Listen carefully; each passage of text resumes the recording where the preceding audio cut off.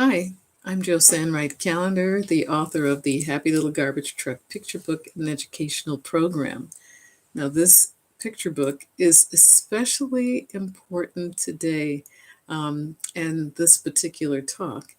As I said last time when I talked about using literature to teach social skills, um, today's blog is sort of following up on that one. But before we start, I wanted to say that this whole series of talks on how empathy can be taught in school as well as at home sprung from the reading of Michelle Borba's article in, let's see, it was actually Jill Suttie who talked about Michelle Borba's book, um, The Unselfie Me. It's Why Empathetic Kids Succeed in Our All About Me World. And this really struck a chord with me, and it rang true because since COVID, we've seen more dysregulation. I've spoken with different classroom teachers, and this goes across not only this nation, it goes across the world, over the whole world. Those communities and nations that shut down during COVID because people really didn't know what to do, and they felt that this was the way to stop the spread. However, some schools opened up sooner than others, and I haven't seen any studies, but it seems as though the longer children were in that environment of isolation, the more this dysregulation seems to show up now. And one teacher in particular I was speaking with just a week ago, a friend of mine that I co-taught with, and well, she actually had, as a special ed teacher, she fully included several of my students. And so we collaborated quite a bit on how to address the needs of my student. And she's still involved in the inclusion in her current school. But she mentioned to me that she noticed after COVID that her students were having a very difficult time just interacting with each other. Um, it's been complicated by a lot of the things that we thought were seemingly it was like a way to help the children through.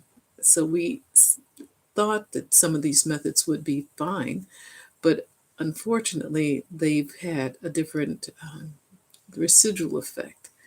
For instance, students aren't as apt to connect with each other. They have been on their devices, which were also part of this Unselfie Me article, how social media and devices have taken children out of the social environment of just face to face contact. So that was just one thing she brought up, how she had taken a cell phone from one of her first graders. And she could see that this child, after she had spotted where my friend the teacher put the cell phone, the child was sort of edging towards the desk to get it back without asking, may she have it? But she just didn't understand that this is something that she could not do in the classroom. And the teacher had to take the initiative to take the phone away. So, but we're going to get into that in a couple more points. But these were 7 points that Michelle Borba had given that would help reinstate empathetic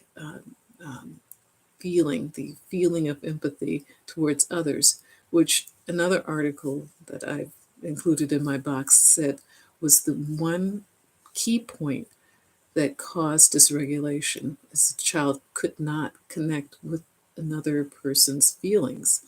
So that's why in my book and my teacher's guide, I have games to help teach empathy. So that's why I said you'll look at my website, www.matjointl.com, and I have a special on the classroom sets because today's tip was to introduce education in the classroom, empathy.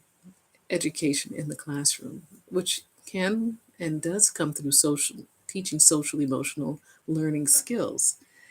And I was thinking about in my book, I include games to help make it fun. And so that's the key thing that I wanted to say, that when you're teaching empathy skills, it can be something as subtle as, just congratulating a child on um, being thoughtful and helping their friend find a page in the book, just being kind. And one teacher had suggested a kindness jar. So every time she sees a kind act, token or something would go into the jar, in small jar. And then after it was filled, then the students would have the desired celebration that they all came to the conclusion that would be a good thing to do when the jar was full. So you could do things like listing the kind acts on the whiteboard as the child does them. The teacher can list them, and so that would give other children an idea as to what they could do. There is, like I said, other educational programs to teach empathy, but I of course am favorable to my own because I've used these skills in teaching other classroom activities, but I've incorporated them in my Happy Little Garbage Truck teacher guide and educational program. So they're fun. They teach recognizing feelings of sadness and happiness. And this way, students can actually see what those feelings are and articulate them better themselves, which is part of why we teach the skills, because sometimes that dialogue, that language doesn't exist. So as we, as teachers and parents, start talking about what does kindness look like, and this person is sad, how can we tell they're sad? We're sort of like going through and giving them the Rosetta Stone of decoding what these feelings are and how these feelings feel. And that way they're not foreign or strange to the child, and they can actually connect with what we're saying because they have a visual and they also have an empathetic connection through the games that we've played. So thank you so much for listening. We'll examine, excuse me, point number 5, which states that we should examine our values. Excuse me. So I am surprised I got through my whole blog without the frog. And so, but it has to pop up every now and then just to keep me on my toes. So please subscribe, please share, and I'll talk with you later. Thank you so much for listening. Okay, bye-bye.